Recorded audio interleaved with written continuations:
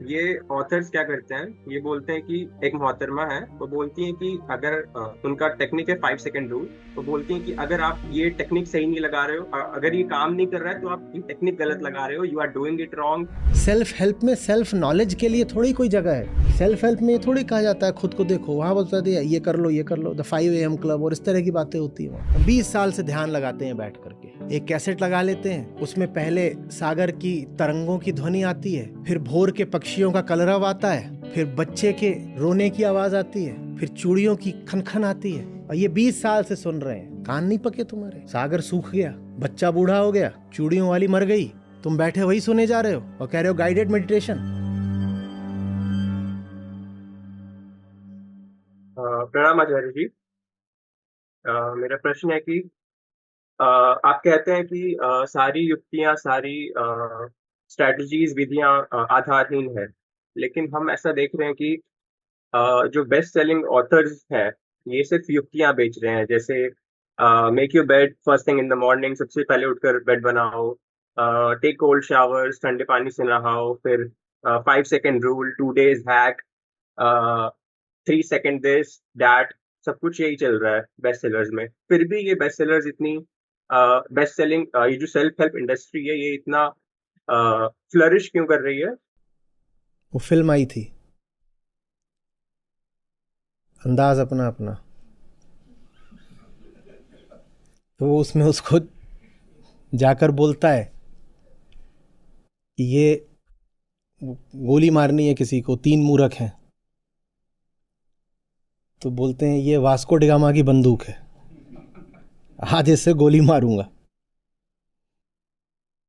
एक पूछता है किसके मामा की बंदूक है, बोलता है वास्को डिगामा की बंदूक है। तो दिखाते हैं कि वो खड़े हैं, निशाना लेते हैं, और फिर अगला दृश्य आता है जिसमें तीनों खड़े हुए, उनके कपड़े फटे हुए हैं। उन्हें बंदूक चलाना ही नहीं आता था। पहले तो लेके आए वास्को डिगामा की, और उसको ऐसा चलाया कि वहीं फट गई, सब बारूद कारतूस सब उड़ गया, और पूरे उनके कपड़े फटे हुए खड़े हुए हैं। जब तुम नशे में हो और उस नशे की हालत में ही अपनी सुरक्षा का बंदोबस्त कर रहे हो, तो तुम अपनी सुरक्षा करोगे? या तुम्हें यह करना चाहिए कि सुरक्षा वगैरह की बात बाद में देखेंगे, पहले नशा उतारें? पर नशे में रस है, नशा नहीं उतारना है, बाकी सारे काम करने हैं, यह धर्म है। नशा नहीं उतारेंगे, बाहर बाहर के सारे काम करेंगे। ऐसे कपड़े पहन लो, ऐसे तप तिथि त्योहार मना लो, नशा मत उतारो बस। नशा उतारने की तो एक ही विधि, आत्मज्ञान। और आप जो अमूमन जो धार्मिक लोग होते हैं, आप उनसे मिलिए तो बाकी सारी बातें कर लेंगे, वो शास्त्र ज्ञान की बात कर लेंगे, आत्मज्ञान की बात नहीं करेंगे। उन्हें बड़ा अजीब लगेगा जब मैं बोलता हूं आत्मज्ञान के अलावा धर्म कुछ होता ही नहीं। तो बहुत पुराने पुराने धार्मिक लोगों को धक्का लग जाता है, बोलते हैं ऐसे तो हमने कभी सोचा नहीं। उनका आपने नहीं सोचा ये आप जानो, लेकिन धर्म माने आत्मज्ञान। और ये नहीं कि धर्म का एक हिस्सा है आत्मज्ञान, आत्मज्ञान के अतिरिक्त धर्म और कुछ भी नहीं होता।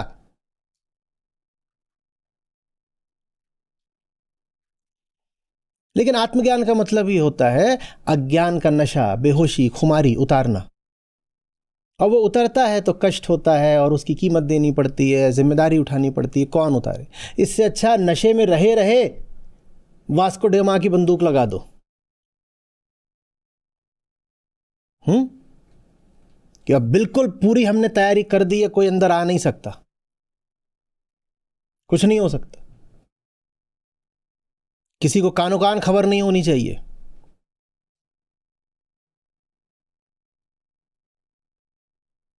वो इतना ही था कि वो गाजर जब जाने मूली लगा के उसको जेल में रिवॉल्वर आ चुका है, लुट गए। इंतजाम पूरे कर रखे थे, इतनी भारी जेल थी, और भीतर अपने सब मुखबिर भी छोड़ रखे थे, तो भी कुछ हुआ? कोई विधि काम नहीं आती। जब भीतर अपनी गति का ही पता नहीं है तो बाहर कोई विधि कैसे काम आएगी? लगा लो जो विधियां लगानी है, कुछ नहीं होगा।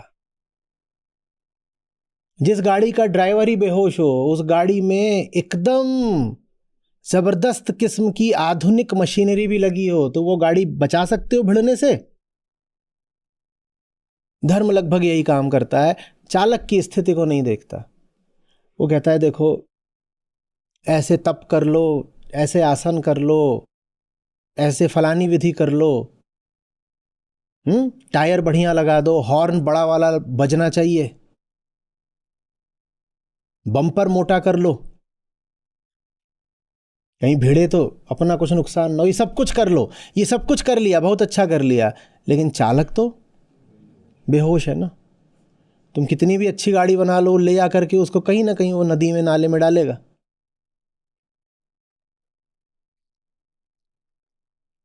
ये सब विधियों के साथ एक साझी समस्या है। विधि तो बना दी, विधि को चलाने वाला कौन है? मैं का जब मुझे पता नहीं, तो विधि भी उल्टी पुल्टी ही चलेगी। कैसी भी तुम अच्छी से अच्छी विधि बना लो, विधियां बहुत बनी है, जबरदस्त विधियां बनी है, और विधियों के ऐसे ऐसे दुरुपयोग हुए हैं कि विधि बनाने वाले ने सोचा ना हो कभी। और जिन्होंने दुरुपयोग किया है उन्हें कई बार पता भी नहीं होता कि वो दुरुपयोग कर रहे हैं, क्योंकि दुरुपयोग करने वाला कौन है? उनकी छुपी हुई छाया। उन्हें खुद ही नहीं पता कि वो दुरुपयोग कर रहे हैं। आपने उपवास रखा, उपवास माने जो लोक अर्थ होता है उसका कि खाना नहीं खाया, इसको हम उपवास बोल देते हैं, ठीक है। आपने उपवास रखा, क्या आपको पता होता है कि आपने जो भोजन से आज दूरी करी, उसका उपयोग आपने अहम को बढ़ाने के लिए किया है? क्या पता होता है आपको? और क्या आपने देखा नहीं है कि जो व्रती उपवासी होते हैं, व्रत वाले दिन उनका अहंकार कैसे बढ़ जाता है? देखा नहीं है कि वो चाहते हैं कि उस दिन उनके साथ कुछ विशिष्ट व्यवहार किया जाए। एक तो आज हमारा उपवास है और ऊपर से तुम्हारा सरदर्द करा रहे हो। देखो आज हमसे बेकार की बातें मत करो, माने आज तुम वो सब कुछ करो जो हम चाहते हैं, क्योंकि आज हम खास हैं। आज हमने क्या किया है? आज हमने उपवास किया, आज हम खास हैं। आज हम कोई काम नहीं करेंगे क्योंकि आज हमारा व्रत है। सुबह से पानी तक पिया नहीं है और इनकी बातें सुने। जिन्होंने उपवास शब्द हमें दिया उन्हें थोड़ी पता था कि हम उपवास का ये उपयोग कर लेंगे। और जो उपवास का ऐसा उपयोग, दुरुपयोग आज कर रहे हैं, वो खुद भी नहीं जानते कि वो क्या कर रहे हैं। यही आत्मज्ञान की कमी है। कोई विधि लगा लो, उपवास बड़ी प्यारी विधि है, अगर उसका अर्थ हम समझें तो बहुत अच्छी विधि है उपवास। पर सब विधियां मेरे हाथ में है ना। विधि में स्वयं तो कोई चेतना होती नहीं ना। विधि तो एक उपकरण है, माध्यम है, टूल है जो मुझे दिया गया है, और मैं क्या हूं? तो ये वास्को डी गामा की बंदूक उठाई और बोले इधर से चलती है कि इधर से चलती, चलती किधर से है? उसको सब गुड़ गुड़ गुड़ गुड़ हो रहा है, यूं किया और फायर। फिल्म में तो इतना ही था कि कपड़े फट गए, हमारा तो पता नहीं क्या क्या, सब सब पूरा ही साफ हो जाएगा मामला।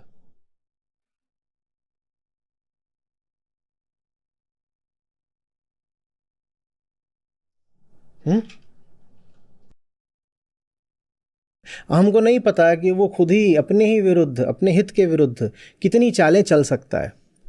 तो जब वो ये नहीं जानता कि वो क्या चाल चल सकता है, तो उसे कैसे पता कि वो एक हाथ से तो इसको दूर रखेगा और दूसरे हाथ से ऐसे घूम करके इसको उठा नहीं लेगा? कैसे पता? आत्मज्ञान का मतलब खुद को जानना ना। एक हाथ से मैं क्या कर रहा हूं इसको, और दूसरे हाथ से नहीं, पकवान के नाते तो नहीं लूंगा, प्रसाद के नाते ले लूंगा। लाओ भाई लाओ और दो, अरे ईश्वर का प्रसाद है, इसको थोड़ी मना कर सकते हैं। और थोड़ी देर पहले वही चीज मना करके आए थे, कहां पे? रसोई में मना करके आए थे, फिर बोले भीतर आज बड़ी श्रद्धा जग रही है, दर्शन करने जा रहे हैं, और वहीं पे जाकर वही वही चीज बिल्कुल पकवान नहीं है, अब प्रसाद है। समझ आ रही? अरे हमने अपने खाने के लिए थोड़ी बलि या कुर्बानी दी है। कोई दूसरी शक्ति है, ऊपर वाला है, वो प्रसन्न होगा। तो खा भी ऊपर वाले को लेने दो, उसको काट करके खा तुम क्यों रहे हो? अगर उसके लिए किया है तो खाए भी फिर वही, पर पकेगा तो आज तुम्हारे घर में बढ़िया वो मसाला डाल के। हमें नहीं पता होता कि हम कितने गंदे लोग हैं। आत्मज्ञान का मतलब ही होता है ना इसी गंदगी को जानना। तो अब विषयों से बचने के लिए जितने भी प्रयास करेगा, करने वाला कौन है? अहम। और अहम खुद को जानता नहीं, तो एक तरफ तो वो कोशिश कर रहा होगा कि मैं विषयों से बचूं, और चुपचाप भीतर ही भीतर खुद को ही जनाए बिना, खुद को ही बताए बिना वो कोशिश कर रहा होगा कि इन्हीं विषयों को भोग डालूं। ये इस विधि में सीमा है। इस विधि की सीमा ही यही है कि इसमें आत्मज्ञान नहीं है। इसीलिए आत्मज्ञान ही एकमात्र पहली और आखिरी विधि है। कोई भी विधि जिसमें आत्मज्ञान केंद्र पर नहीं होगा, वो विधि अवैध हो जाएगी, या कम से कम सीमित हो जाएगी, कुछ दूरी तक जाएगी, अटक जाएगी। सारी विधियों को बनाने वाला कौन है? मैं हूं। ये जितनी भी निषेधात्मक विधियां होती हैं वो इसीलिए होती हैं कि भोगूं नहीं, इसीलिए तो होती हैं। मैं ही विधि बना रहा हूं कि भोगूं नहीं। मेरा ही एक हिस्सा भीतर ही भीतर साजिश कर रहा है कि मैं तो भोगूंगा, और मैं उस हिस्से को जानता नहीं, क्योंकि मुझ में तो मैंने जो भी विधि बनाई है उसका क्या होगा? ऐसे समझ लो, आप हो और एक आपका जुड़वा भाई है, ठीक है? आप हो, एक आपका जुड़वा भाई छोड़ दो। आप हो और आपकी छाया है, उस छाया को आप जानते नहीं।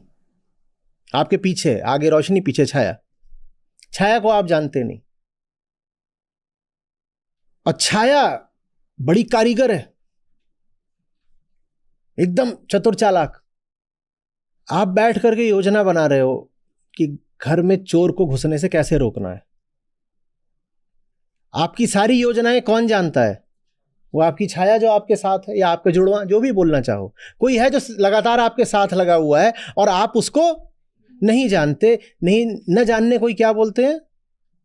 आत्मज्ञान। तो आप बैठ करके जबरदस्त तरीके की योजनाएं बना रहे हो। आप कह रहे हो ऐसा कर रहा हूं मैं, एक जबरदस्त किस्म का एक इलेक्ट्रॉनिक सिक्योरिटी सिस्टम लगा रहा हूं, दरवाजे पर कोई घुस नहीं सकता, अब मैं उसका पासवर्ड रखूंगा 9431, जो किसी को पता नहीं चलेगा। आपके अनुसार तो किसी को पता नहीं है, और वो जो आपके साथ बैठा उसको तो पता है ना। उसको आपका पासवर्ड पता है, लेकिन आपको उसका कुछ भी पता। तो आप जितनी भी विधियां लगाओगे चोर को रोकने की, वो सारी विधियां किसको पता है? वो जो आपके साथ है लगातार। आपने जितने भी उपाय लगाए, जितनी भी युक्तियां लगाई, वो सब की सब उसको पता है। तो वो क्या करेगा? सारी युक्तियों को बेअसर कर देगा। बेअसर। आत्मज्ञान के अभाव में मनुष्य स्वयं अपना सबसे बड़ा शत्रु रहता है। और समस्या यहीं पर समाप्त नहीं हो जाती कि आप अपने शत्रु रहते हैं। समस्या ये रहती है कि आप उस शत्रु को पाल पोस रहे होते हैं और आपको पता भी नहीं होता उस शत्रु के बारे में कुछ भी। ठीक वैसे जैसे आंतों में कई बार कीड़े वगैरह लग जाते हैं, टेपवर्म। उन्हें खाना कौन खिलाता है? आप खिलाते हैं, और आपको पता भी नहीं होता आप उन्हें खाना खिला रहे हैं। हाँ, उनको पता होता है कि आप उन्हें खाना खिलाएंगे। ये बड़ी मजेदार बात है। जब आपकी आंतों में कीड़े हो जाते हैं तो वो कीड़े ऐसे रसायन उत्सर्जित करते हैं जो आपकी भूख बढ़ा देते हैं। आपकी भूख बढ़ती जाती है, आपका वजन कम होता जाता है, आप कहते हो मुझे और खाना है। आपकी भूख पर वो जो भीतर बैठा हुआ है उसने नियंत्रण कर लिया है। वो आपके मस्तिष्क को कुछ केमिकल्स के माध्यम से बार बार ऐसे संकेत भेजता है कि और खाओ और खाओ। आप जितना खाते जाते हो भीतर वो अपनी तादाद बढ़ाते जाते हैं। आप गूगल करेंगे तो पाएंगे कि कईयों का ऑपरेशन हुआ है, या कईयों के मल में कई कई किलो वर्म्स निकलते हैं। उन्होंने भीतर अपनी पूरी एक कॉलोनी बना ली होती है इतनी बड़ी। अब आंत तो हमारी पतली सी होती है, आंत में कितना जगह है। आंत में से तो जो खाना भी साधारण निकलता है ना, वो ऐसे ऐसे करके निकलता है, ऐसा नहीं कि बह जाता है। वो सिकुड़ता है तो दबाव पड़ता है तो आगे बढ़ता है, फिर दबाया जाता है। और उसमें इतना अगर वर्म भरा हुआ था तो सोचो उसमें खाना निकलता रहा होगा क्या कभी? खाना निकलेगा ही नहीं। वो सारा खाना किसने खा लिया? वो खाते जा रहे हैं, वो बढ़ते जा रहे हैं,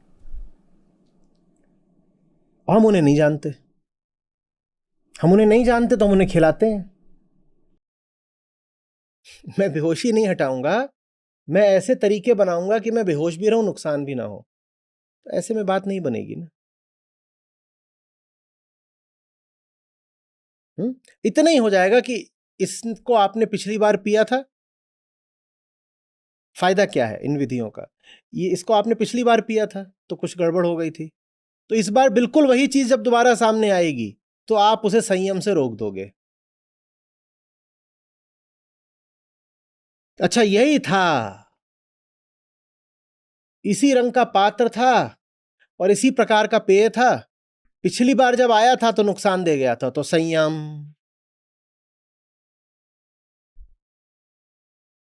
असंयम नहीं हुआ, हाथ में भी उठा लिया तो मन ने कहा अरे पिछली बार इसको मन में लगाया था तो दुख पाया था, संयम। लेकिन जीवन में दोहराव तो बहुत कम मिलता है ना। अगली बार जब ये सामने आएगा तो किसी और पात्र में, किसी और रंग रूप गंध में आएगा। अब इसके सामने संयम कैसे रखोगे? जो लोग संयम के बड़े पक्षधर होते हैं, कहते हैं ये मत करो, वो मत करो, ये मत करो, मत करो। निषेध की उनकी किताब में कितनी बातों का निषेध हो सकता है? 10, 20, 50, 100, 200। और जीवन कितने प्रकार की स्थितियां और कैसे कैसे विषय आपके सामने लाता है, अनंत। अब किताब ने बोला कि देखो बेटा, जब इस तरह की चीज सामने आए तो उसको नहीं लेना चाहिए। वहां धीरज धरो, संयम करो, निषेध करो, त्याग करो, दूर रहो। पर प्रकृति का तो मतलब ही है परिवर्तन। 3 गुण मिलकर के अनंत प्रकार के पदार्थ और वस्तुएं पैदा कर देते हैं। इस एक चीज को दूर रखोगे, इसी से मिलती जुलती चीज कोई और रूप रंग धारण करके सामने आ जाएगी। वहां संयम करोगे ही काय को, बल्कि खुश और हो जाओगे। क्योंकि अहम में अभी तक आत्मा के प्रति प्रेम तो आया नहीं है। जब प्रेम नहीं होता तभी ये सब निषेध वगैरह करना पड़ता है। तो कहीं ना कहीं चाह तो यही रहा है कि ऐसी कोई चीज छुड़कने को मिल जाए, लेकिन ऊपर ऊपर संयम भी रखे हुए है। तो यही चीज जब दूसरे रूप रंग में आ जाएगी तो बड़ी खुशी छाएगी, कहेगी देखो जहां संयम रखना था वहां रख भी लिया। और अब ये दूसरी चीज आई है, ये जो दूसरी चीज आई है इसकी तो कोई वर्जना नहीं ना हमारी किताब में, कोई वर्जना नहीं है ना, बस।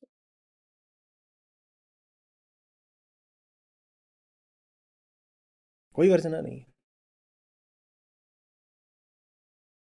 देखते नहीं हो जिन जिन चीजों की वर्जना नहीं है उन पर धार्मिक लोग कैसे टूटते हैं। कि महात्मा बुद्ध ने एक बार कुछ भिक्षुओं को किसी वजह से मांस खाने की अनुमति दे दी थी, एक बार। दुनिया भर के बौद्धों में बहुमत मांसाहारियों का हो गया। दुनिया भर में जो बौद्ध हैं अधिकांश मांसाहारी हो गए। पूछो तो क्या बात है, बोलेंगे वर्जित नहीं किया है। अरे वर्जित नहीं किया है तो क्या अनुशंसित किया है? बोले हैं कि खाओ। क्यों भाई, आप क्यों इतना खाते हो मांस? साहब इस्लाम में मांस हलाल है। अरे हलाल का इतना ही मतलब है कि वर्जित नहीं है, खा सकते हो।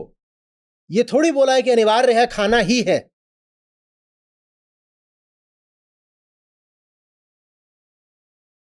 मैं टेनिस खेल के आ रहा हूं, अंडर आर्म सर्विस करना उसमें वर्जित तो नहीं है, तो जो कुछ वर्जित नहीं है सब करने लगूं? मैं ऐसे सर्विस करूं तो कोई नहीं कह सकता कि मैंने गलत करा है। सर्विस ऐसे करी जाती है, ठीक है, मैं ऐसे नीचे से कर दूं तो ऐसे करने लगूं क्या? हर वो चीज जो निषिद्ध नहीं है, वर्जित नहीं है, वो करनी थोड़ी ही होती है। फुटबॉल खेल रहे हो आप, अपना ही गोल मारना वर्जित होता है? फुटबॉल में आप अपना ही गोल मार दो तो कहा जाएगा कि नॉट अलाउड? नहीं, बिल्कुल अलाउड है, अपना गोल मारना अलाउड है। तो क्या मारने लग जाओगे? सिर्फ इसलिए कि कोई चीज वर्जित नहीं है, वो अनुमोदित भी नहीं हो जाती। लेकिन धार्मिक आदमी हमेशा इसी खोज में रहता है कि क्या क्या वर्जित, और जो जो वर्जित नहीं है उसको हपक करके भोगना है। बस एक हमें निगेटिव लिस्ट दे दीजिए, क्या क्या वर्जित है उसको अलग कर देते हैं, बाकी सब भोग लेते हैं। समझ रहे आ रही बात? तो क्या तुमने फिर संयम करा? और बताने वाले तुम्हें कितनी बड़ी सूची दें कि ये सब कुछ वर्जित है, कितनी भी बड़ी सूची हो, वो अनंत नहीं हो सकती, पूर्ण नहीं हो सकती, एग्जॉस्टिव नहीं हो सकती। उसमें कुछ ना कुछ तो छूट ही जाएगा। और जीवन का मतलब है परिवर्तन। टेक्नोलॉजी नई नई चीजें लाती रहेगी। आज मैं जो जो चीजें आपको बता दूंगा वर्जित हैं, कल समय, संयोग, परिवर्तन, टेक्नोलॉजी ये मिलकर के कुछ नए प्रकार की चीजें ले आ देंगे। और वो जो नए प्रकार की चीजें ले आ देंगे आज से 100 साल बाद, वो आज मेरी जो वर्जना की सूची है उसमें है ही नहीं। तो मैं क्या बोलूंगा? भाई ये सब चीजें वर्जित नहीं है, मुझे खाना है, मुझे खाना है।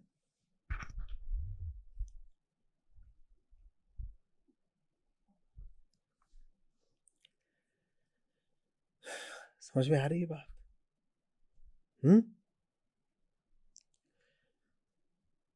जब अपना ही पता ना हो तो अपना किया ही अपने काम नहीं आता। क्योंकि आप जो कर रहे होते हो ना, आपकी छाया आप ही के खिलाफ कुछ और कर रही होती है। एक हाथ से आप कुछ कर रहे होते हो और आपका ही दूसरा हाथ, आपका ही दायां आपके बाएं के खिलाफ कोई साजिश कर रहा होता है। कैसे जीतोगे?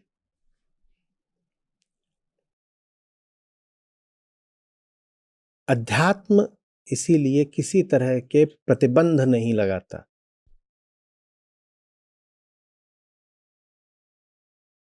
प्रतिबंधक नैतिकता लोक धर्म का लक्षण होती है। ये अच्छा है, ये बुरा है, ये जरूर करो, ये बिल्कुल मत करो, ये सब किसके लक्षण हैं? लोक धर्म के। अध्यात्म में आप पूछेंगे कि क्या करें क्या ना करें, इस मौके पर क्या करना उचित है क्या करना नहीं उचित है, कोई उत्तर नहीं मिलेगा। उत्तर बस ये मिलेगा कि अपने आप को देखो और पूछो कि चेतना के किस स्तर पर हो। तुम होश में रहो, उसके बाद तुम जो भी निर्णय लोगे वो ठीक ही होगा। हम तुम्हें पहले से नहीं बता सकते तुम्हारे लिए जीवन में कौन सा निर्णय ठीक है। ये अध्यात्म है। धर्म कहता है हम तुम्हें पहले ही बताए देते हैं सब कुछ, होश की जरूरत क्या है?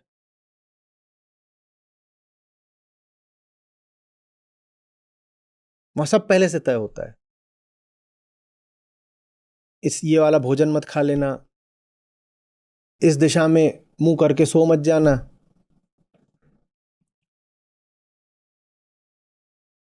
देवस्थल अपना इस तरह से बनाना, घर में कमरों की ऐसी ऐसी दिशा रखना, फलाने दिन उपवास करना।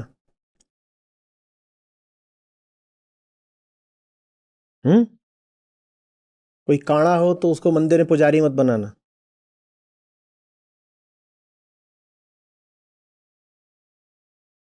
वहां सब पहले से तय होता है।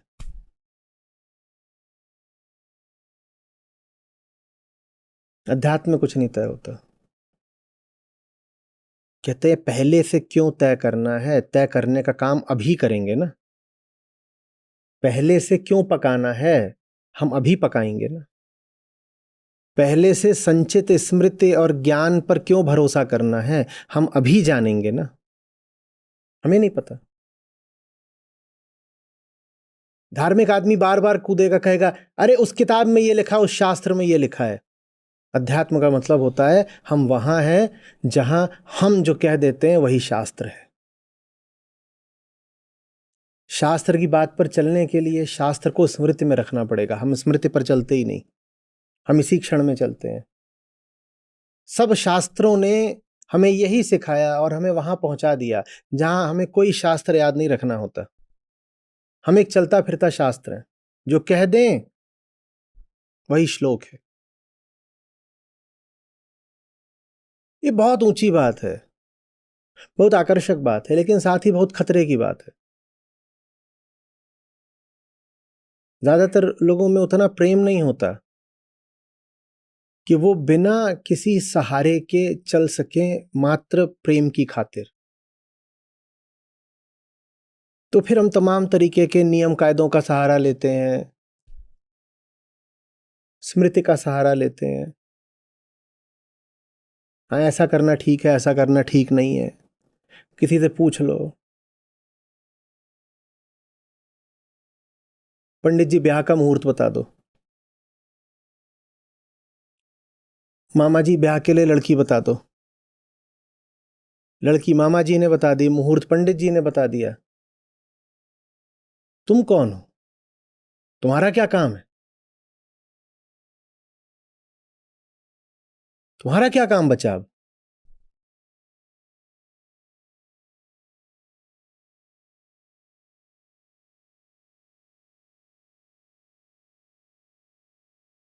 है कि नहीं? मैं खूब नशे में हूं और इसलिए मुझे डर लग रहा है कि कहीं कोई मेरे घर में घुस के चोरी ना कर ले। तो मैं क्या करने जा रहा हूं? मैं हर तरीके से अपने घर को आज खबरदार कर दूंगा। इधर से चौकन्ना कर दूंगा, वहां बंदूक लगा दूंगा, वहां कैमरा लगा दूंगा, क्योंकि मैं नशे में हूं। आज कोई घुस के मेरा कुछ नुकसान कर सकता है। ये तमाम तरीके के विषय हैं, वो मेरे घर में घुस आते हैं। मेरा घर और ये सब चोर लोग हैं, ये मेरे घर में घुस आते हैं। तो मैं हर तरीके की इनके विरुद्ध सुरक्षा का इंतजाम करूंगा। कौन कर रहा है ये सारा इंतजाम? और मैं कौन हूं? मैं नशे में हूं। तो मैं इंतजाम करने गया।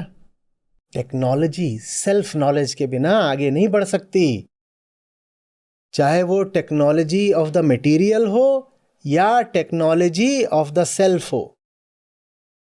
ये सब जो विधियां होती हैं आध्यात्मिक, ये भी तो तकनीक ही है, टेक्नोलॉजी है। प्राणायाम क्या है? एक टेक्नोलॉजी है, और बहुत अच्छी टेक्नोलॉजी है, लेकिन उसका उपयोग राक्षसों ने भी करा है।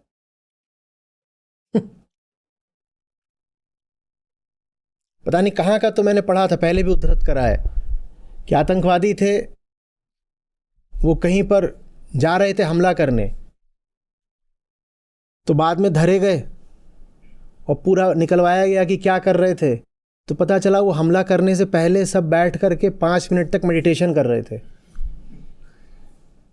और बोले ये हमको हमारी ट्रेनिंग कैंप में बताया गया। बोले इस मेडिटेशन के बाद आप बहुत शांत चित्त से, स्थिर चित्त से खूंखार हमला कर पाते हो बिना विचलित हुए। तो जिन्होंने ध्यान की सैकड़ों विधियां हैं, जिन्होंने हमें ध्यान की विधियां दी, उन्हें ये थोड़ी पता था कि हम उन विधियों का करने क्या वाले हैं। आत्मज्ञान अकेला है जो सब विधियों में प्राण फूंक देता है, जो सब विधियों की वास्तव में प्राण प्रतिष्ठा कर देता है। आत्मज्ञान के बिना सारी विधियां ऐसी हो सकती हैं जैसे राक्षस के हाथ में हथियार।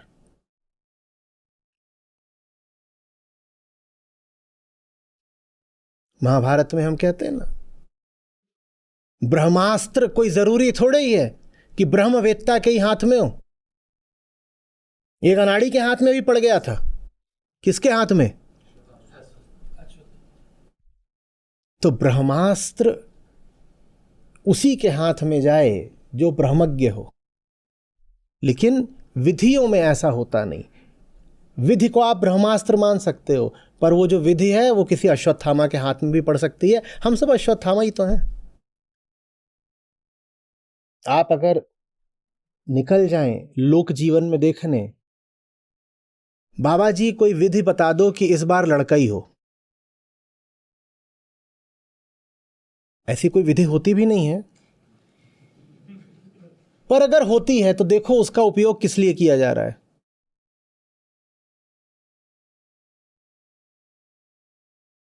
कोई भी विधि जो आत्मज्ञान रहित है बहुत खतरनाक है। तो बंदर के हाथ में तलवार देने जैसी बात है।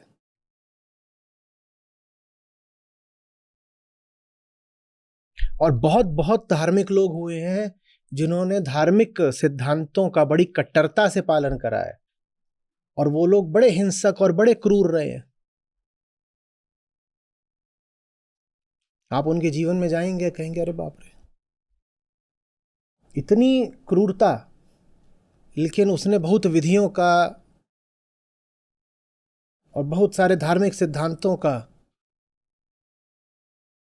बड़ी कड़ाई से पालन करा होता है।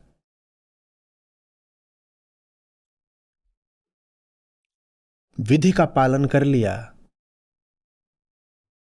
तो फिर क्या गाते हैं बाबा बुल्ले शाह, कभी अपने आपनु, विधियों का पालन करने से क्या होगा।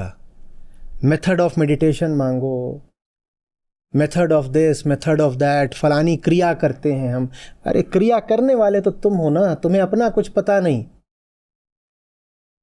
तो उन क्रियाओं से क्या हो जाना है।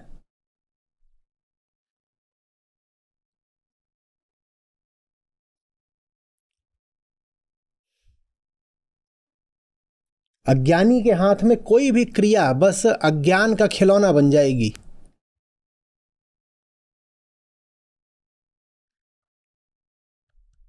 ठीक वैसे जैसे पुरानी कथाओं में हमें आता है ना कि असुर को अवतार वो मिल गया, वरदान मिल गया। असुर माने क्या, जिस किसी को भी बुरा बताया जा रहा हो ना धर्म में, तो अध्यात्म में उसका एक ही मतलब समझना कि वो आत्म अज्ञानी है। तो असुर माने आत्मज्ञानी।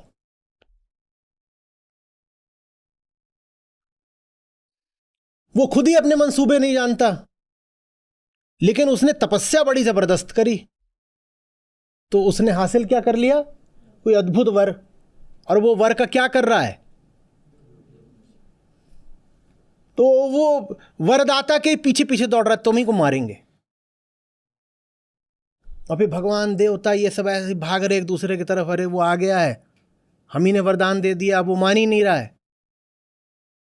फिर कुछ तरकीब, कुछ जुगाड़ करके उसको फंसाया गया, मारा वारा गया। पर मतलब समझो, कभी भी वर अगर मांग सकते हो तो एक मांगना, मैं अपने आप को जान जाऊं, मैं अपना ही कहीं शिकार न बन जाऊं। इसके अलावा कभी वर मत मांगना, हे राम मुझे मुझसे बचा। यही एकमात्र वर है मांगने लायक। न लंबी आयु, न धन, न पद, न प्रतिष्ठा, कोई वर मत मांगना।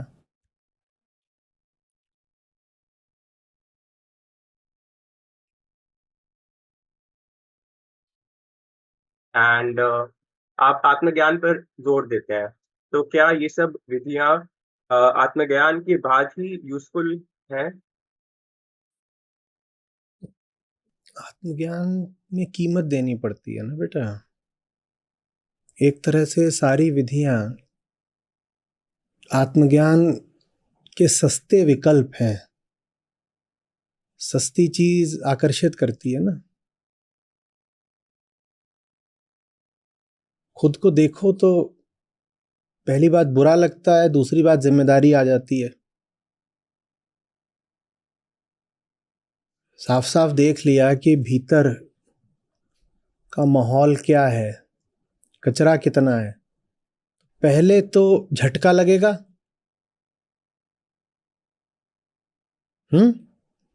और उसके बाद जिम्मेदारी आ जाएगी कि साफ भी करो तो अब श्रम करना पड़ेगा। और तीसरी बात, उस कचरे को केंद्र बना करके जीवन में जितनी व्यवस्था रच ली होगी, वो सारी व्यवस्था छोड़नी पड़ेगी। और उस व्यवस्था में हम निवेशित हो चुके होते हैं, हमारे बड़े स्वार्थ बन चुके होते हैं उस व्यवस्था के साथ। बहुत कम लोगों में इतनी हिम्मत होती है कि वो कहें कि देखो गलत रास्ते पर बहुत आगे आ गए तो भी रास्ता तो गलत ही है ना, भले आगे आ गए, मुड़ो बदलो सही जगह जाओ। हम में से ज्यादातर लोग ऐसे होते हैं कि अगर गलत रास्ते पर आगे आ गए बहुत, तो अब जिधर कोई रास्ता ले जा रहा है उधर ही कोई मंजिल खोज लो।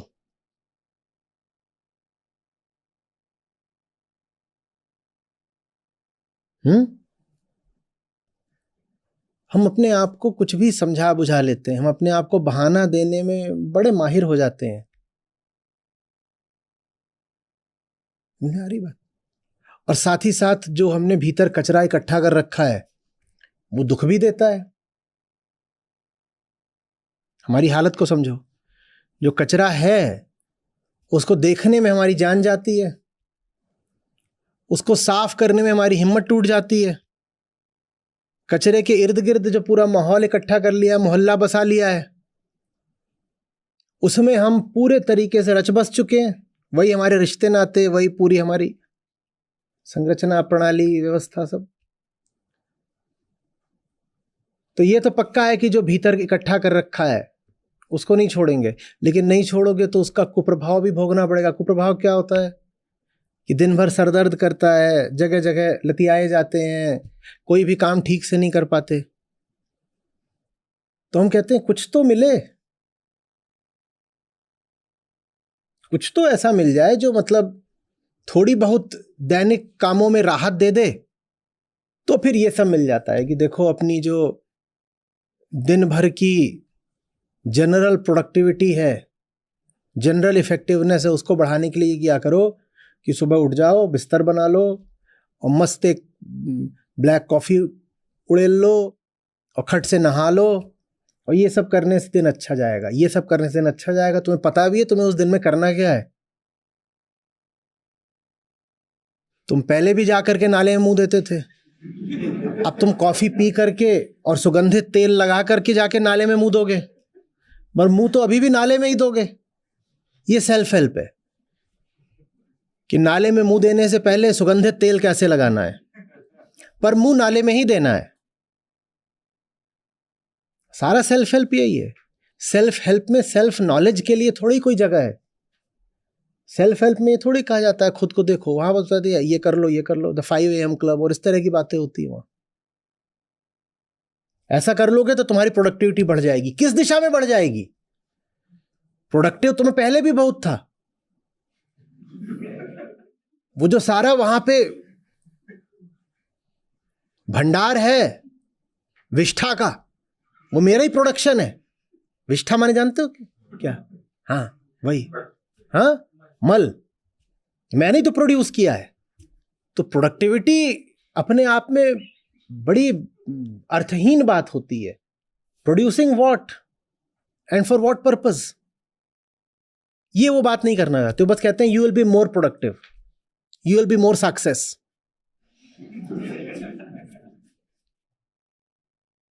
भाई क्या प्रोड्यूस करना है और क्यों प्रोड्यूस करूं ये तो बताओ। नहीं, ये बात नहीं, क्योंकि ये बात जानने के लिए अपने भीतर जाना पड़ता है। तो ये जो सारा सेल्फ हेल्प का क्षेत्र है, ये बहुत तेजी से पिछले 100 साल में ही उठा है। ये इसीलिए उठा है क्योंकि बाहर बड़े बड़े अब आकर्षण पैदा हो गए हैं।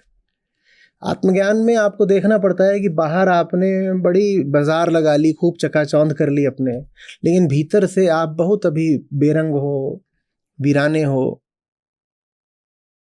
पहले ये जानना फिर भी कम कष्टप्रद होता था, क्योंकि बाहर आपके बहुत स्टेक्स नहीं थे, स्वार्थ नहीं थे। अब बाहर की दुनिया में बहुत भारी भारी स्वार्थ इकट्ठा हो गए हैं, तो आत्मज्ञान बड़ा दुष्कर लगता है। तो उसका सस्ता विकल्प बनकर ये सब आ जाता है, सेल्फ हेल्प वगैरह।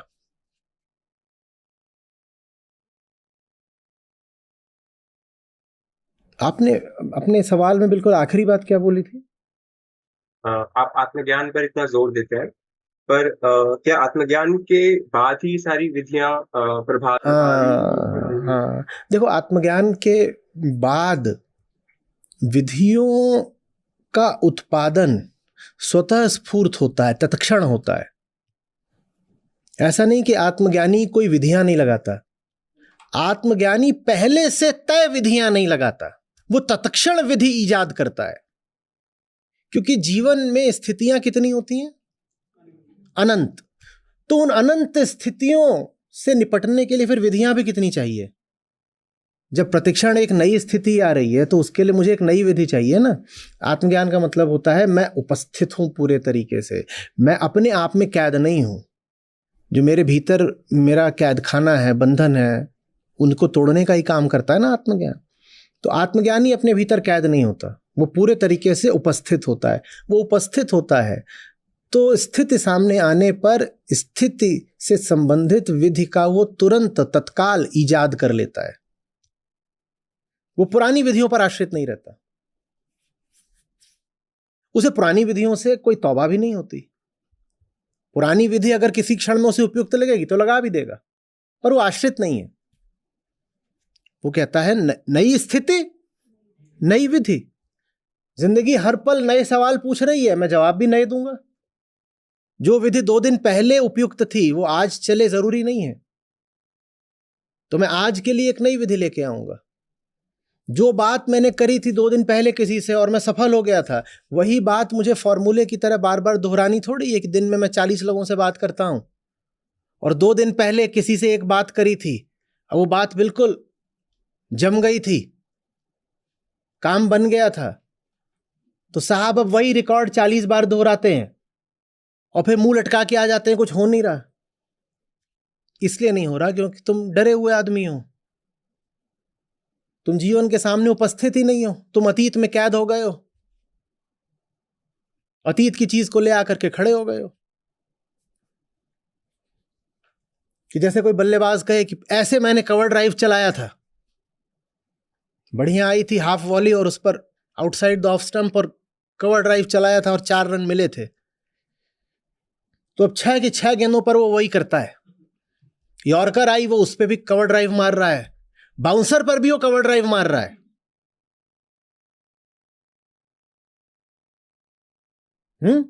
लेग स्टंप पर गेंद है, क्या कर रहे हैं भाई?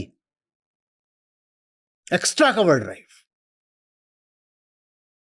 क्योंकि एक बार वो विधि काम कर गई थी। भैया जिंदगी में हर गेंद अलग होती है। आत्मज्ञानी का मतलब होता है मैं अपने आप में कुछ हूं ही नहीं। आत्मज्ञान का मतलब मैं खाली, मैं शून्य। तो मैं अपने आप में कैद नहीं हूं, तो अब मैं क्या देखने के लिए स्वतंत्र हूं? मैं गेंद देखने के लिए स्वतंत्र हूं। जो अपने आप में कैद होता है किसको देख रहा होता है? वो अपने आप को ही हर समय देख रहा है, वो घुसा हुआ है, वो भीतर ही उसके अनुगुण चलती रहती है। भीतर एक उसके कैद खाना है जिसमें चारों ओर आईने लगे हुए हैं, उसमें अनंत छवियां हैं, पर वो सब की सब किसकी हैं? अहंकार की ही हैं। तो उसको फिर तथ्य दिखाई ही नहीं देते, वो सिर्फ किसको देख रहा होता है? वो अपने आप को ही देख रहा होता है। भीतर ही वो कैद होता है। एक बड़ा मूर्खतापूर्ण आत्मसंवाद चल रहा होता है। खुद ही बोलता है, खुद ही सुनता है, खुद ही तर्क करता है, खुद ही वितर्क आ जाता है। आत्मज्ञान का मतलब है भीतर जो कुछ था तोड़ दिया, अब उपस्थित है, अब बाहर देख सकते हैं, अब तथ्यों के संपर्क में आ सकते हैं। अब हमें पता चलता है यॉर्कर और बाउंसर में अंतर। अब हम बाउंसर पे स्वीप शॉट नहीं मारते। विधि का मतलब यह है कि अगर पूर्णिमा को मैच हो रहा है तो 8वें ओवर की तीसरी गेंद को स्वीप करना है, मुहूर्त है।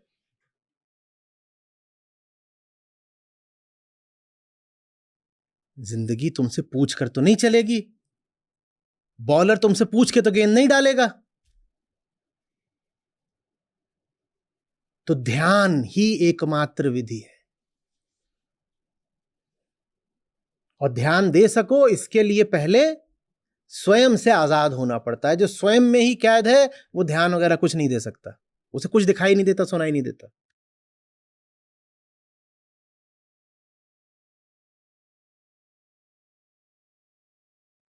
तो आप पूछ रहे हैं कि क्या आत्मज्ञानी के पास विधियां होती हैं? जी होती हैं। जो आत्मज्ञानी नहीं है उसके पास अगर 100 विधियां हैं तो आत्मज्ञानी के पास 10 लाख विधियां होती हैं, और वो सारी विधियां स्वयं उसके ही द्वारा आविष्कृत होती हैं। उसको पता भी नहीं होता कि अगले क्षण वो कौन सी विधि ले आएगा। वो कहता है come the movement and come the method. Movement जब आएगा तो उसको जवाब देने के लिए मेथड भी आ जाएगा। कहां से आ जाएगा हम परवाह नहीं करते, बस आ जाता है। जब सवाल आएगा तो जवाब भी आ जाएगा। जवाब कहां से आएगा हम परवाह नहीं करते, बस जवाब आ जाता है। क्यों आ जाता है? क्योंकि हम अतीत के गुलाम नहीं है। अतीत के अगर गुलाम हो, सवाल आएगा तो तुरंत हम क्या करने लग जाएंगे? भीतर गूगल। अतीत में ऐसा कोई सवाल आया था तो तब क्या जवाब दिया गया था? अच्छा 6 बार आया था, जल्दी से मिला दो। भीतर बैठा हुआ अपना चैट जीपीटी।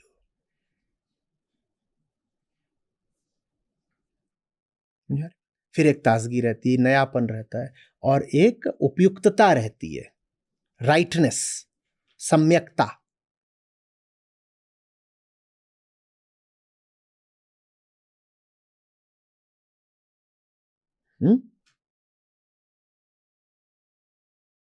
आप पर ही जो विधि आज कारगर है वो कल नहीं होगी।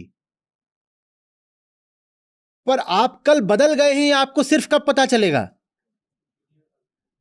जब आत्मज्ञान हो, तभी तो पता चलेगा कि मैं जो कल था वो मैं आज नहीं हूं। कल एक चीज मेरे काम आ रही थी, मैं गाड़ी चला रहा था, मुझे दिख रहा था कुछ हो रहा है, तो मैंने विधि के तौर पर एक गाना लगा दिया, वो कल काम आया था। मैं आज जो हूं, मैं उस गाने के ही फलस्वरूप, विधि के ही फलस्वरूप बदल चुका हूं। तो कल जो गाना मेरे काम आया था वो आज मेरे काम आए, ये अनिवार्य। लेकिन विधियों के साथ ये समस्या है कि वो जीवन के साथ बदलती नहीं है। आप 20 साल से एक ही विधि कर रहे हो, माला फेर रहे हैं, कोई बैठ करके बोल रहे हैं मैं तो हिरण की खाल पर बैठता हूं, मृग छाल पर, और आसन लगाता हूं। अब 20 साल से लगाए जा रहे हैं। हिरण का खानदान अपनी किस्मत को रो रहा है। बोले हमें हमारे गुरुजी बता गए थे, मृग छाल बिछाओ और सुबह ठीक इतने बजे बैठ जाओ। अरे जब तुम्हें बताया था तो तुम 22 साल के थे, आज तुम 42 साल के हो। या तुम भी हिरण की तरह मर चुके हो कि बदल ही नहीं रहे? और अगर तुम बदल नहीं रहे तो इसका मतलब वो विधि क्या कर गई? कुछ नहीं कर गई। अगर 20 साल से तुम कोई विधि लगा रहे हो और आज भी वही विधि लगा रहे हो, तो इसका मतलब तुम आज भी वही हो जो तुम। तो ये विधि तो बिल्कुल कचरा निकली ना। विधि सफल है, यह भी इसी बात से निर्धारित होता है कि अब विधि अनुपयुक्त हो गई। जो विधि सफल होगी उसकी सफलता का प्रमाण ही यही होगा कि वो कल अब काम नहीं आ सकती, क्योंकि आज वो सफल हो गई। 20 साल से ध्यान लगाते हैं बैठ करके, एक कैसेट लगा लेते हैं, उसमें पहले सागर की तरंगों की ध्वनि आती है, फिर भोर के पक्षियों का कलरव आता है,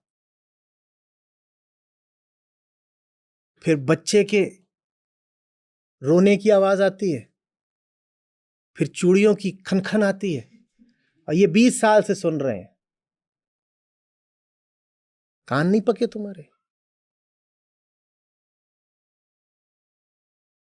सागर सूख गया, बच्चा बूढ़ा हो गया, चूड़ियों वाली मर गई, तुम बैठे वही सुने जा रहे हो और कह रहे हो गाइडेड मेडिटेशन। एक छोटा सा स्टेटमेंट बोल सकता हूँ।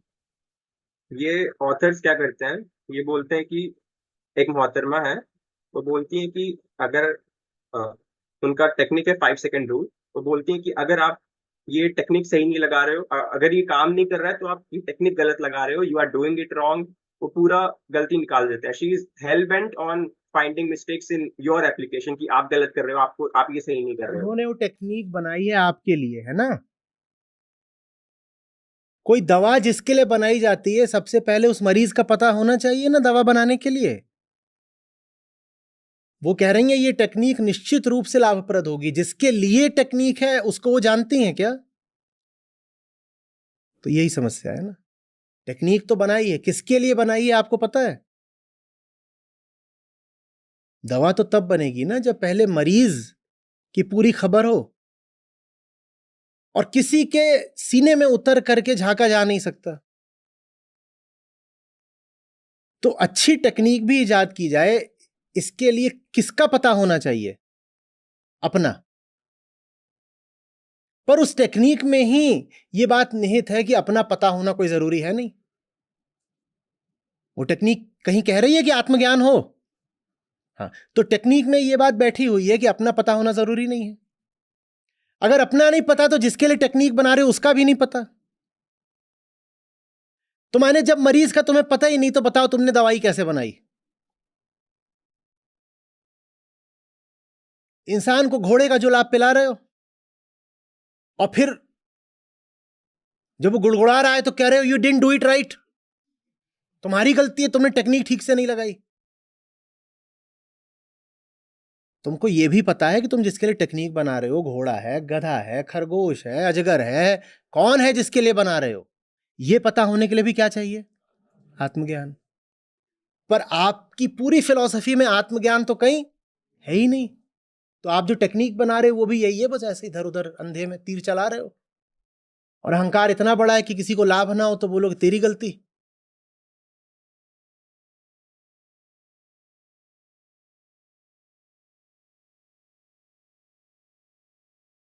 भैया एक सीधी सी बात समझ लो, सत्य इतनी छोटी और इतनी मूर्ख वस्तु नहीं होता कि तुम ट्रिक्स और टेक्निक्स लगा के उसको पकड़ लोगे। चूहा है क्या? कहते हो पहुंचना सच तक है, और मदद किसकी ले रहे हो? टेक्निक की, चालाकी की, चतुराई की। वहां तक भोले होके पहुंचा जाता है, तकनीक लगा के नहीं पहुंचा जाता। जो सीधे साधे हो जाते हैं ना कि देख लिया तो देख लिया, गंदा है तो गंदा है, ऐसों के लिए दरवाजे खुलते हैं। जो ये ट्रिकबाज और टेक्निकबाज ज्यादा चतुर चालाक होते हैं, इनको वहां पे बस लात पड़ती है। संतों से पूछोगे तो कहते हैं कि उसके दरबार में चालाकों के लिए कोई जगह नहीं है। जितना चतुर चालाक बनता है उसके लिए वहां के दरवाजे उतने बंद रहते हैं, वहां सीधा आदमी पहुंचता है। इसी बात को जीसस को जिस तरह से बोल गए थे, उन्होंने शब्द इस्तेमाल किया था मीक। उन्होंने कहा था उसके जो उत्तराधिकारी होते हैं वो होते हैं द मीक। मीक माने ऐसे सीधे साधे, ये समझ। और जो ज्यादा जगत में चालाक होशियार होते हैं उनके बारे में क्या बोला था? बोला था ये तो फिर भी संभव है कि सुई में जो छेद होता है उससे ऊंट निकल जाए या हाथी, कुछ है ऐसा। लेकिन यह नहीं संभव हो सकता कि वहां तक कोई संसारिक तल पर सफल आदमी, अमीर आदमी, चालाक आदमी पहुंच जाए, ये नहीं हो सकता। सुई के छेद से ऊंट निकल जाए ये तो फिर भी संभव है, पर सच तक कोई चालाक आदमी पहुंच जाए या वही सफल, रिच, सक्सेस, ये नहीं हो सकता।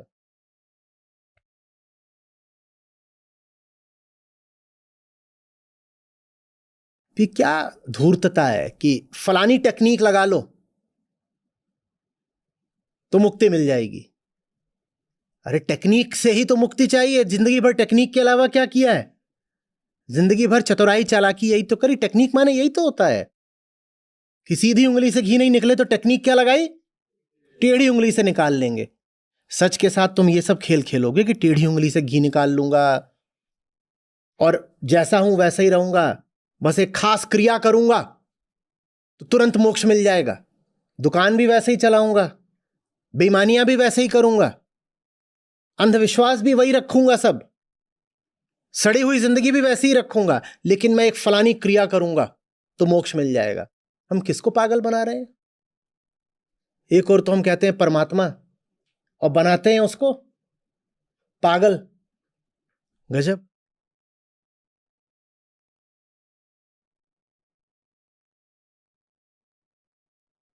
अध्यात्म में ये सब नहीं चलता, tricks, techniques, methods,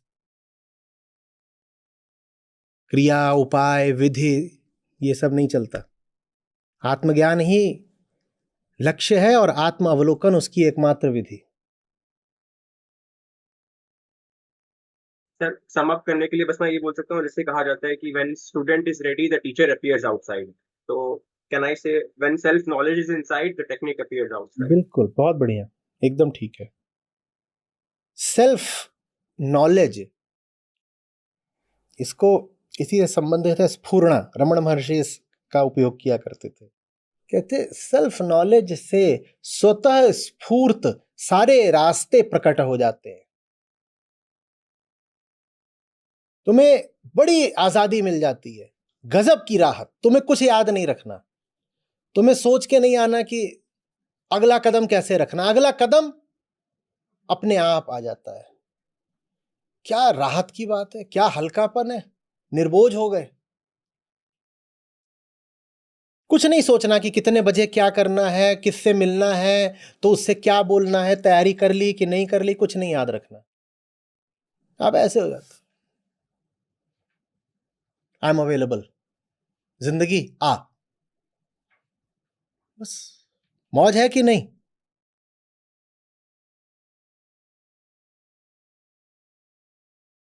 Shri Krishna ऐसे कई साधनों की, माध्यमों की, युक्तियों की चर्चा करेंगे जो सफल हैं,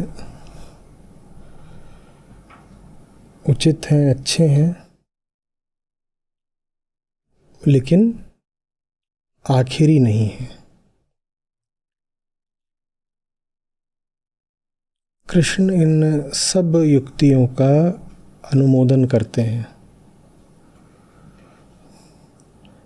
वो कहते हैं सब ठीक है, बुराई किसी में भी नहीं, सब यज्ञ ही है।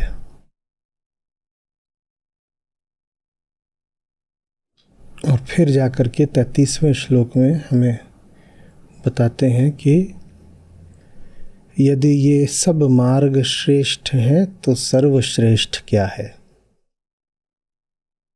ठीक है, तो आज हम दोनों ही पहलुओं को समझेंगे।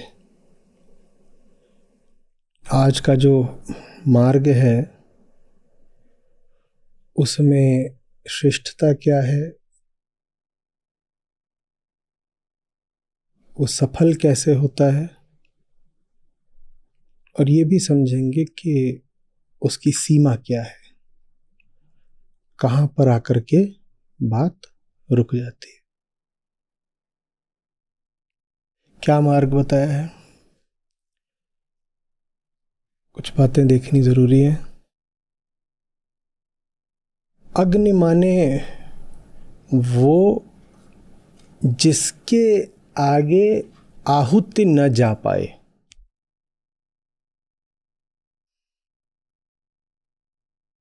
आहुति अग्नि तक जाती है और फिर रुक जाती है, अग्नि के आगे नहीं निकल जाती ना, अग्नि उसको रोक देती है भस्म करके। ठीक, तो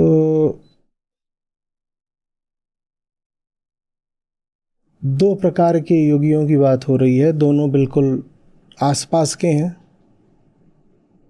दोनों जो काम कर रहे हैं वो एकदम निकटवर्ती हैं। पहले वो हैं जो संयम रूपी अग्नि में इंद्रियों की आहुति दे देते हैं।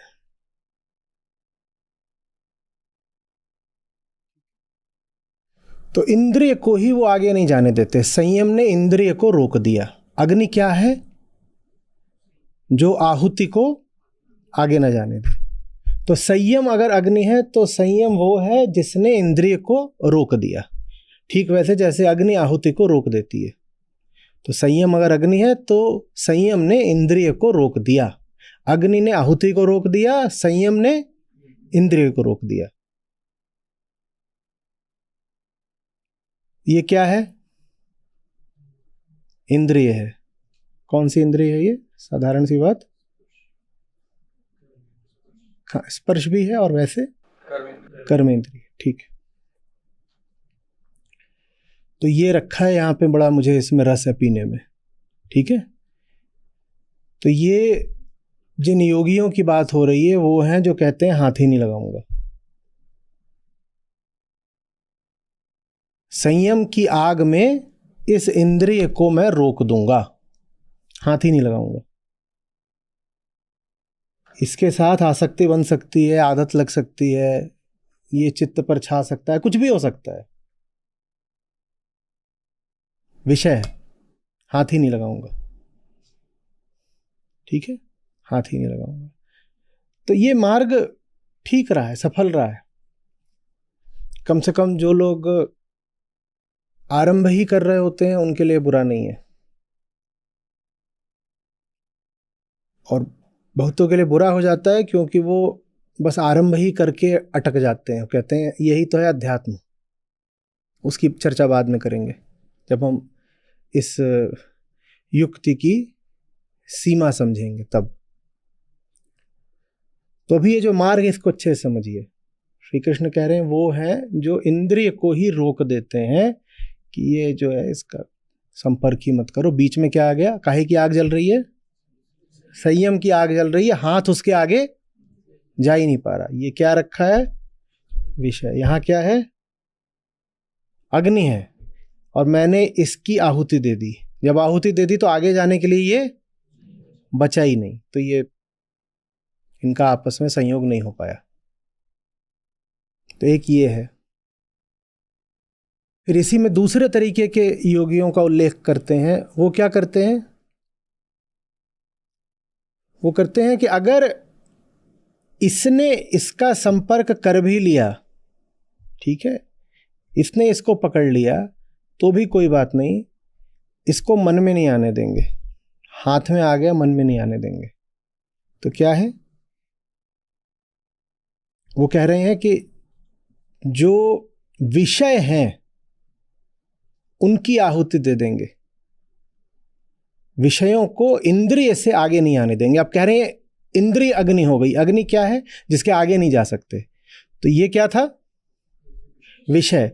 ये इंद्रिय तक तो आया और इंद्रिय में ही आकर भस्म हो गया। इंद्रिय क्या है? अग्नि है। ये दूसरा मामला है, इसको पहले के साथ मत मिलाइएगा नहीं तो भटक जाएंगे। पहले अग्नि किसकी थी? अच्छा लिख ही लीजिए, बना लीजिए। जो दो प्रकार के योगी बताए हैं ये दोनों लगभग एक ही तरह के हैं। तो जो पहले हैं वहां पर अग्नि किसकी है? संयम। वो रोक किसको देती है? इंद्रिय को। दूसरे मामले में अग्नि किसकी है? इंद्रियों। वो रोक किसको देती है? कहां पहुंचने से? मन में पहुंचने से। तो ये आया और यहीं पर रुक गया। ठीक वैसे जैसे कि जो हवि होती है, जो अर्पण होता है आहुति, वो अग्नि से आगे तो नहीं जाती ना। या कभी देखा है कि अग्नि से आगे भी जा रही है? अग्नि में उसका काम समाप्त हो जाता है। तो इसका भी जो काम था वो यहीं पे आके समाप्त हो गया। इसको हाथ ने पकड़ रखा है, मन ने नहीं। तो ये दो प्रकार के योगी यहां बताए हैं। ठीक है, इन दोनों विधियों में समानता क्या है?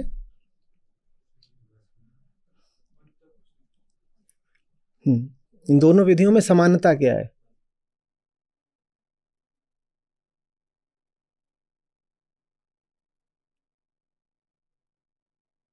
अहम को स्वयं पर भरोसा नहीं है। थोड़ा हम समझेंगे कि अभी तो हमने देख लिया कि ये दोनों ही विधियां सफल रही हैं, और श्री कृष्ण ये भी कहते हैं कि बहुत सारे योगी हैं जो इन विधियों का पालन करते हैं। अब हम देखेंगे कि ये विधियां आकर रुक कहाँ पर जाती हैं, क्यों अंततः श्री कृष्ण को कहना पड़ता है कि ज्ञान यज्ञ ही सर्वश्रेष्ठ है, ये सब विधियां उससे नीचे की हैं, हीन है। आपको इसको अपने आप से दूर रखना पड़ रहा है। मतलब क्या है? आपको स्वयं पर भरोसा नहीं है। आपको लग रहा है ये आ गया थोड़ा निकट, तो पहले तो हाथ बढ़ेगा, इसको ऐसे इतना दूर रखोगे हाथ भी ना पहुंचे वहां तक। क्योंकि थोड़ा पास हुआ तो सबसे पहले क्या करोगे? हाथ बढ़ा के छूओगे। और एक बार हाथ बढ़ा के छू लिया फिर क्या करोगे? फिर लाओगे, ऐसे खोलो, खुशबू अच्छी है, बढ़िया। तो यहां शुरुआत ही किससे हो रही है? अहम गड़बड़ है ये मानने से। अहम के पास बोध की, प्रेम की कमी है, वो बहक जाएगा, भटक जाएगा। ठीक है ना? यही कुल तर्क है। तो इसलिए हम कह रहे हैं कि हमें निषेधात्मक विधियों का सहारा लेना है। निषेधात्मक विधियां कौन सी होती हैं? यही सब, शम दम संयम त्याग, ये सब निषेध की विधियां कहलाती हैं। रोकना है। लेकिन ये जो तर्क है ये पलटकर अपने पर ही आ जाता है। इस तर्क में कुछ ऐसा है जो तर्क को ही हरा देता है या तर्क को ही अवैध सिद्ध कर देता है। क्या है? यदि अहम जानता ही नहीं, बोध की कमी है उसमें, तो उसे यह भी कैसे पता कि इसको दूर रखना है? कैसे पता?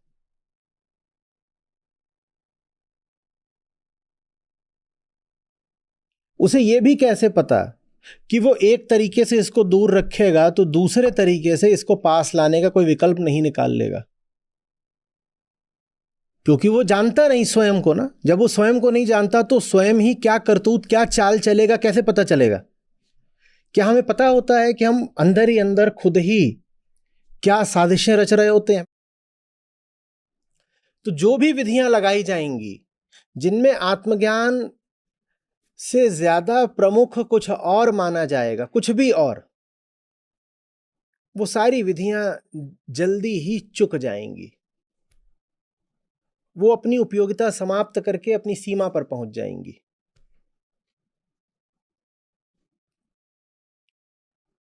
जो विधियों को लगा रहा है, जब उसे अपने ही नहीं पता,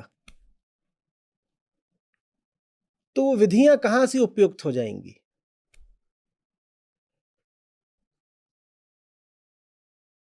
साधक बेहोश हो तो साधक द्वारा आविष्कृत साधन कितनी दूर तक जाएगा? बोलो।